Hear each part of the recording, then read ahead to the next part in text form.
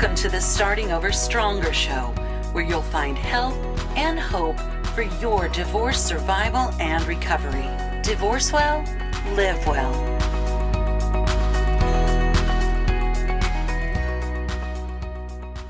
Hey guys, welcome back to Starting Over Stronger, Divorce Survival and Recovery. Today's discussion is going to be for those of you that are facing divorce with kids still at home. And we're going to be talking with child and family therapist, parent educator, and owner of Kids Inc. KC, Amy Hyken-Lande. And we're going to talk about how to tell the kids. Amy specializes in counseling children as young as 3 for play therapy, adolescents, and young adults dealing with issues including trauma, PTSD-related issues, including physical, sexual, and emotional abuse, domestic violence, divorce, anger control and coping skills, social and self-esteem issues, ADHD, eating disorders, and parenting skill training. Welcome, Amy. Thank you, Annie. I appreciate you having me on your Starting Over Stronger podcast. I'm very excited to be here. As you mentioned, I'm a child and family therapist, and I've been practicing for 23-ish years. So about 10 years ago, I went through a divorce. So I organically started working with children who were going through the same things. So all of my trainings at that time were geared towards working with children of divorce. So I also started connecting with guardian ad litems in the community, divorce attorneys, the judges at Johnson County Court, and kind of just fell into it. So your show is right in my wheelhouse. Awesome. Thank you. I appreciate you sharing that. And that's really cool because actually it's my own divorce that led me in the direction that I'm going with divorce coaching and this podcast, just trying to get people connected with the resources that will help them as they're going through divorce, because I've just met so many that have said in a myriad of ways that they didn't have what they needed. They didn't have the support they needed when they were going through the divorce. And so it's really good to be here with you. I appreciate you taking some time out to talk about this very important subject. And I will just start by saying I can't really say I've studied it extensively, but I have my suspicions that science doesn't have a lot to say about how best to tell our children that their parents have decided to get a divorce.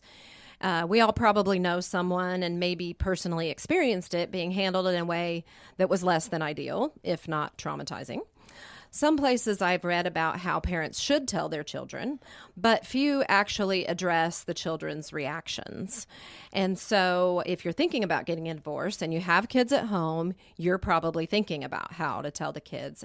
And I did come across an article in Psychology Today, and it was by Kevin D. Arnold, PhD.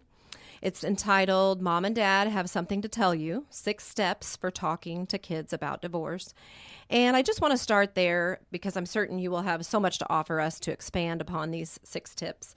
In the article, Heather Westberg and her colleagues in Utah are offering us insight into the results of in-depth interviews that are done with children of divorce.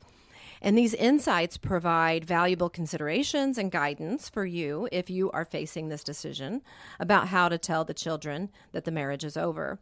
And so let's just jump in. The first insight is called freeze frame. And like any paradigm shifting experience, our brains tend to latch on to every detail about our experience, such as where we were standing, what we heard or what we saw. The memory of being told appears to stay fresh regardless of how long ago a child was told. And the finding illustrates that the depth of children's shock and possible trauma when learning of the divorce. As parents, we probably tend to focus on believing that they will forget the pain of the divorce and grow to accept it. However, the study is showing that the memory of finding out sticks with the kids and potentially brings back pain when it's recalled. And so, unfortunately, many children don't forget that day. And so giving thought to the setting and circumstances when you break the news, we definitely don't want to underestimate how long your children will remember that moment. What do you think about that? What are your thoughts? Well, and even though kids are really resilient, I completely agree with that point.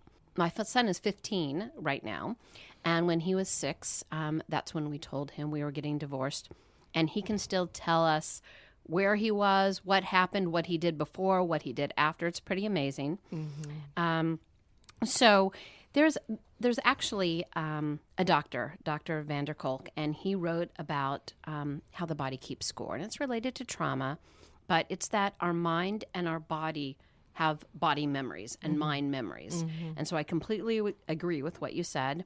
I think the how, where, and why are all vitally important. So let's talk about the how. First of all, both parents need to be on the same page. They both need to be present. They need to be calm. They need to be supportive. And they need to use the word we. So we need to make sure that parents, even though, they're going through whatever they're going through, that they present a united front, that they're not blaming each other. And also, really important, letting the kids know it is not their fault. What I tell parents to do, if I start working with the parents before they've actually told the kids, I tell them to practice their narrative. So when they meet with their kiddos, they kind of know what to say. The where. Obviously, this is something they're going to remember. You don't want to tell them in, let's say, their bedroom, because then they're always going to associate the bedroom with, wow, mom and dad told us about the divorce, and which could lead to sleep problems, which... and we can talk about later, they may have anyway after they've been told. And so pick a neutral place, like a park, some place that's calm. Again, make sure parents are both there. The why, if you don't give a kid a reason, and I want to say an age-appropriate reason, if you don't give them a reason for the divorce, they're going to magically come up with their own reason. Yeah. Kids are, they're self-centered by nature, okay? And they're going to naturally think it's their fault. Even kiddos who've been told, this is not your fault, you didn't do anything wrong, there's nothing you can do to make it better, they still come to me and say, it's got to be my fault. So they naturally think that. So make sure you give them a reason, and there's a host of different reasons, and make sure it's in an age-appropriate manner. Yeah, that makes a lot of sense. I'm thinking about the fact that you're laying out sort of an ideal situation for telling them, and they're not always ideal.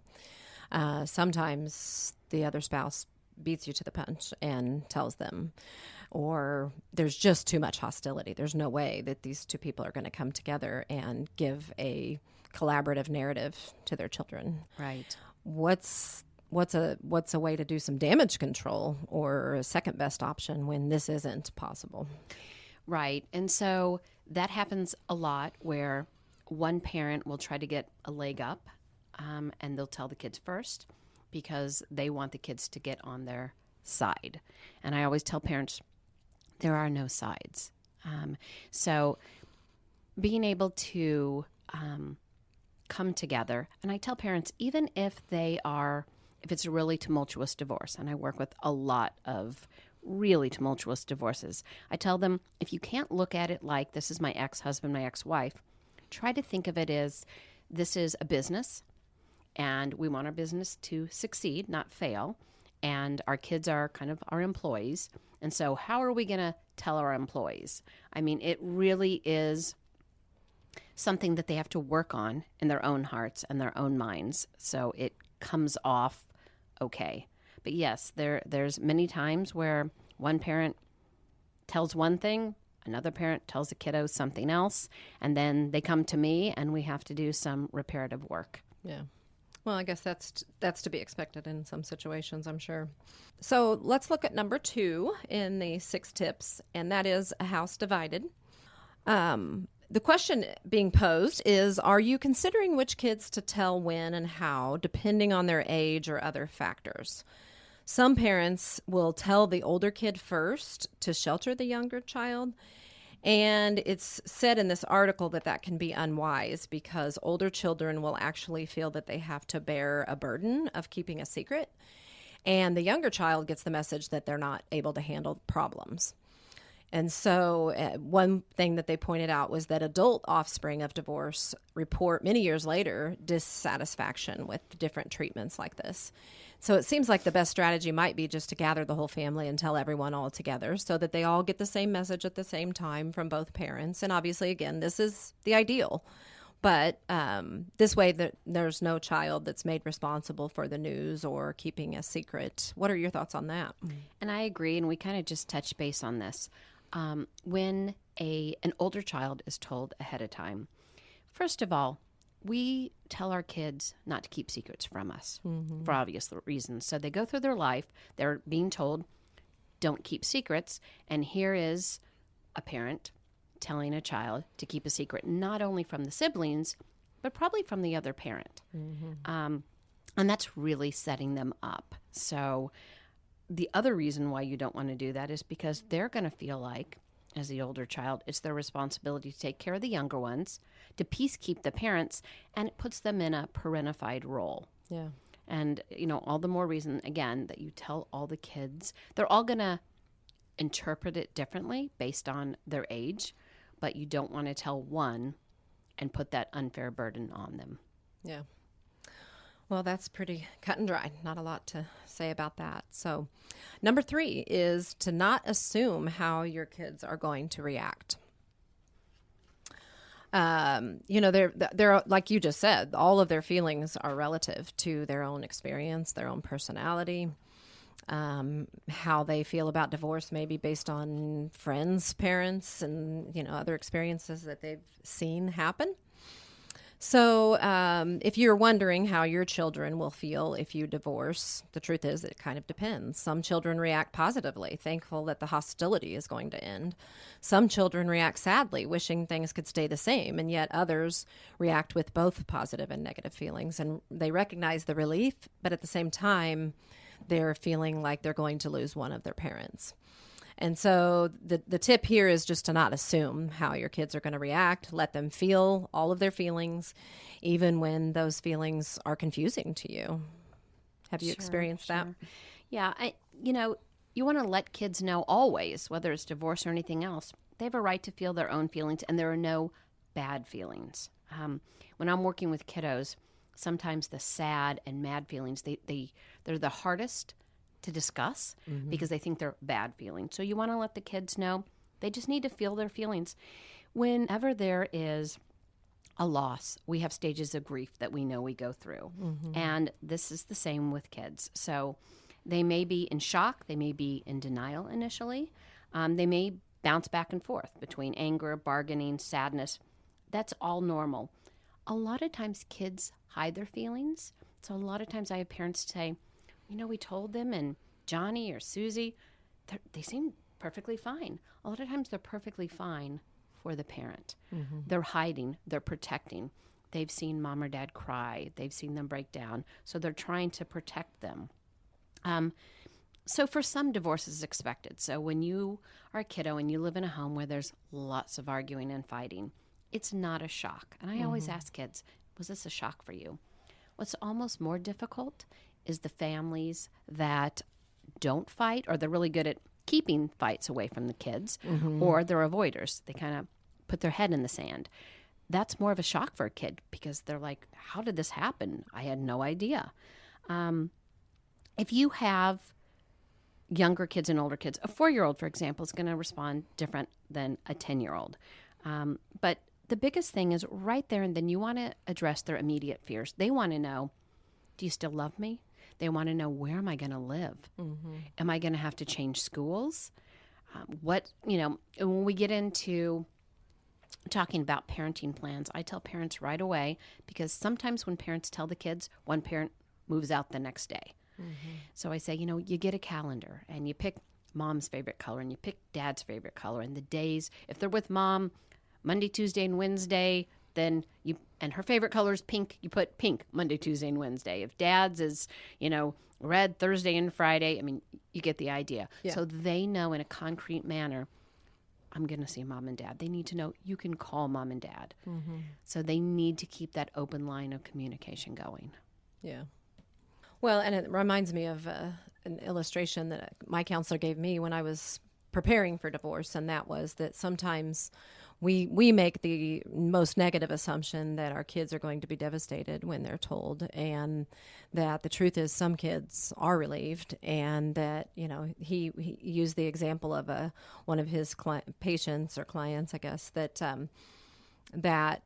he had him draw a picture of a before and an after. Right. And the before was just, people were yelling at each other, and he was crying, and there was sadness. And then after, he was in one place with one parent and on the phone with the other, and everybody was smiling, and it was like, oh, that's heart-wrenching. Right. But I call that kind of the storm before the calm. Yeah. So if you're the first type of family we talked about, where there is arguing and there is fighting, it is a relief for some kids. It may take a while before they feel that relief, but it's much calmer in the two homes instead of one home where they're constantly at each other. Yeah. Yep, you're right about that. Well, number 4 is to just make it quick. And I thought of the Band-Aid illustration. You wouldn't torture a child with a slow, tedious, and painful peeling off of a Band-Aid. And you would either, rip it off quickly or buy the Ouchless brand and soak it or something. Do something. You would do whatever you could to make it as easy as possible on them. And so financial and parenting difficulties can take on a life of their own during the course of divorce.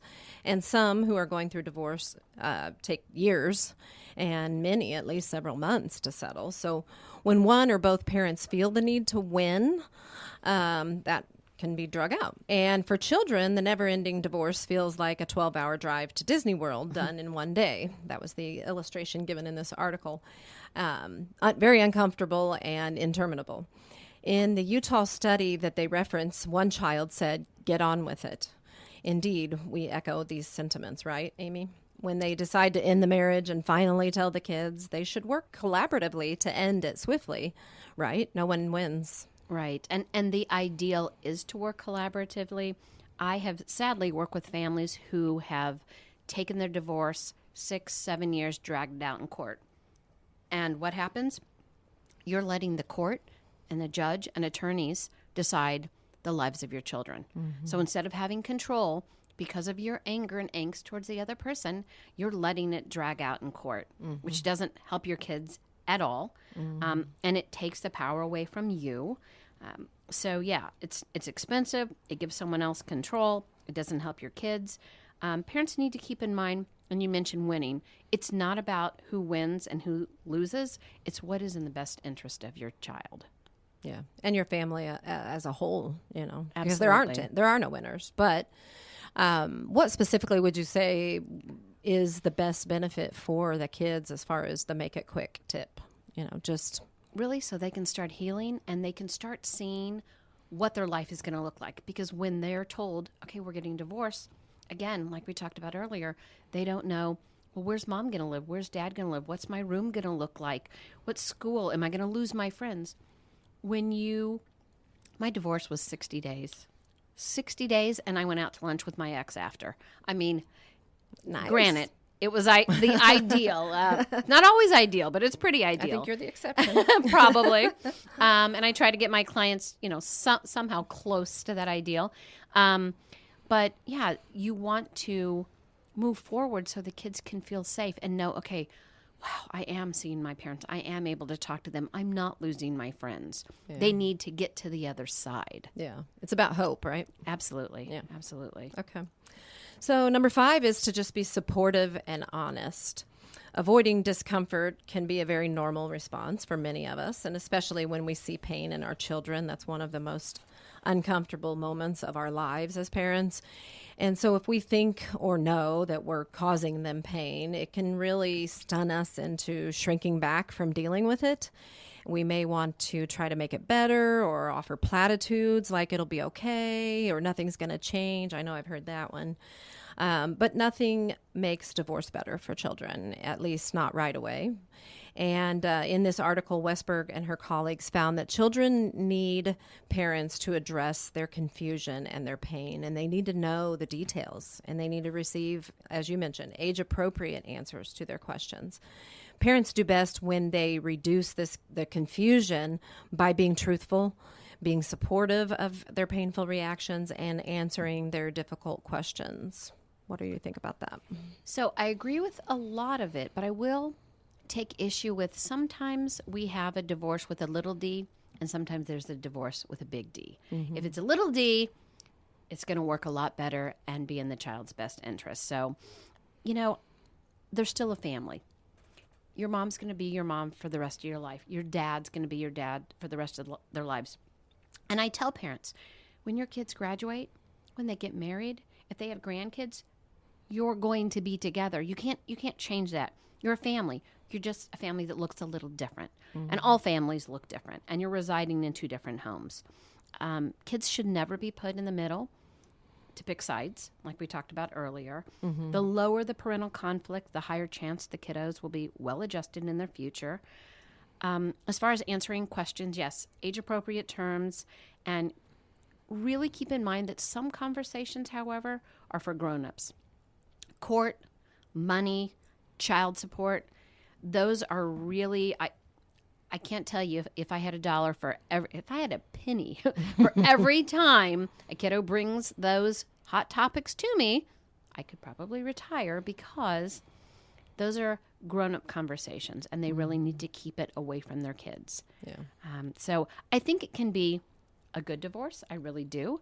I think if you parent peacefully, co-parent peacefully, and again, I always say if you put your kids first, I think it can be successful. Yeah. And, honesty doesn't have to mean, what's the word I want? Offering too much information. Absolutely. Right. You can honestly answer a question with, I'm really glad that you're concerned about that, but that's between me and your dad. Absolutely. Or me and, my attorney, or whatever the case may be. And I don't want you to worry about that, and then change the subject. That's honest. Absolutely. Or say, you know what, this is really a grown-up conversation and you really don't need to worry about this. So there's a lot of verbiage you can use, but I completely agree with that. So what about the kids that aren't really kids anymore? They don't want to identify as such. They're ready to be adults, and they don't take that answer. Right. And, if you're talking about kids who are, first of all, going through puberty and a divorce at the same time, they've got emotions going crazy. So, and of course, there's a difference between what you're going to tell your 5-year-old and what you're going to tell your 15-year-old. Yeah. So over time, things can come out, information can come out, but I think it's kind of okay to say, kind of what you said, even with the teens. This is still between your dad and I, and when we get it figured out, we'll let you know. Yeah. Because we don't tell our kids everything. So I think what you're saying is basically with little kids, we might want to say, this is something for grown-ups, but with the older kids, we might want to direct it away from age and more toward just, this is something that's between your dad and I. I really think it's good to really acknowledge their interest and their right to be concerned about that, and that you appreciate their concern. Right. And you can absolutely thank them for that. Okay, so number 6 is our last tip of this article anyway, and you may have more thoughts, but I'll wrap it up with this. So we want to take responsibility for the decision that's being made and be unified. And we've already talked about this, but it is so important to not forget to be an adult when telling our children. One thing in this study that I read was that was very clear. Children need their parents to be mature when they're delivering such painful news. And parents find accepting responsibility hard to do. And so particularly early in the divorce process, we obviously, even, as the people going through the divorce, we feel our hopes lost and our dreams gone. And we feel like avoiding anything that reminds us of this. And so when parents bring the family together, the children benefit from this united message. And so the research tells us that children prefer a message that avoids blame, and instead they hope that both parents will take ownership of the marriage ending, whatever way that looks. Obviously that has to be age appropriate. And doing so protects the kids from feeling like they caused the divorce, so that they understand, because it is natural to want to problem solve. It's the way our brains work. When there's a problem, we want to solve it. And I think that's why kids go to blaming themselves, because they are looking for the reason. And sometimes parents aren't giving the reason because they feel like they need to protect that information or protect their kids' by reserving that. Right. Absolutely. Absolutely. Not only do they need to present a united front now, but also in the future when talking to the kids about divorce. Like we've brought up several times, you don't want the kiddos to think it's their fault. And you also don't want the kids to think there's something wrong with their parents. So when I tell parents, when you, for lack of a better word, when you bash your ex, you're bashing your child. Your child was made by the two of you. If they're, if you're the biological parents. So if there's something wrong with dad, the child thinks there must be something wrong with me. That's half of me. If there's something wrong with mom, there must be something wrong with me. So kind of circling back, I tell parents that you may not be on the same page, but at least start out being in the same chapter. And that's kind of what the verbiage I use for the parents that I work with. Yeah. What can we agree on, in other words? Right. If we can't agree on everything. And sometimes starting there, what we can agree on is the best thing. Yeah, that makes sense. And also letting the kids voice their thoughts and feelings. Now, not to be confused with the kids get to decide when they see mom and dad. A lot of parents put that on kids at a very young age, and it can be really harmful. Yeah. But let them have a say-so in different things. This is a time that their life's out of control. So what can they have control over? And sometimes it's, setting boundaries, but being flexible because what they're going through. Yeah. Well, that's an excellent point. And in fact, before we wrap up, I wanted to ask what other tips and thoughts that you have to offer parents today as they reflect on how they want to tell their kids. Anything? Sure. First of all, if you can keep their lives as normal as possible, like if one parent can stay in the family home, great. If the kids can stay in their home school, even better. And I always recommend that. Don't bash your ex. We talked about the reasons why.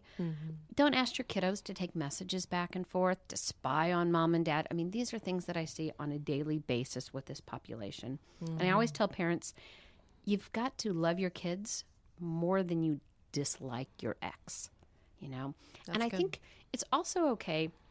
We've talked a lot about the children and their feelings. We're normal.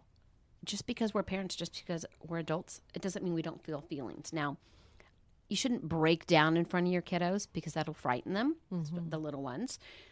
But to say you're sad, to say you're mad, to say you're disappointed, it's okay. It's actually okay to say, I'm going to go talk to somebody about this, especially if you're taking your kids to get help, that parents are saying, hey, we need a little extra help too.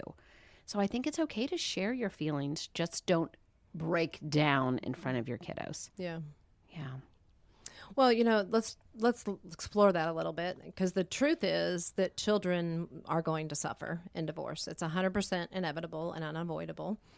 Most of us fear what we will do to our children when a divorce happens, and we want to shield them from pain, but I want to focus more on the positive here of the fact that we have a teachable moment. We can lead by example in showing them how to handle pain effectively, how to be transparent and vulnerable with people in your life and not feel like you need to self-protect, not feel like you need to pretend like something isn't happening that is happening. The fact that in every bad situation, there is the chance to learn and grow. And we can use divorce as one more opportunity to help our children learn this fundamental truth that's going to serve them their entire life, right? Right. Well, and I love what you said about teachable moments, because they're all teachable moments. And when you're going through a divorce, you're teaching your kid or kids, you're teaching them how to communicate, how to problem solve, how to get through a difficult situation. So those can all be teachable moments. And we hope that we impart wisdom that's positive and not negative. Yeah, absolutely. Wow, this has been such good and important stuff for parents as they're considering or entering into divorce. And I want to just say thank you again, Amy, for joining us today to talk through all of this. Listeners, I hope this was so helpful for you today. If you want to connect with Amy for more on this subject or for parent education or child therapy, check out the show notes today for more information on how to reach her. If you are interested in a divorce coach or divorce real estate consultant for the specialized assistance of an RCSD realtor who offers additional free discovery to ensure that you're making the smartest decision possible with regard to your marital home, you can contact me, Annie, at startingoverstronger.com. Thank you again for tuning in with us each week to talk about what matters to you in and after your divorce. And remember, whatever you're facing in your divorce, there are people and resources that are prepared and passionate about being a life preserver during your storm. So reach out.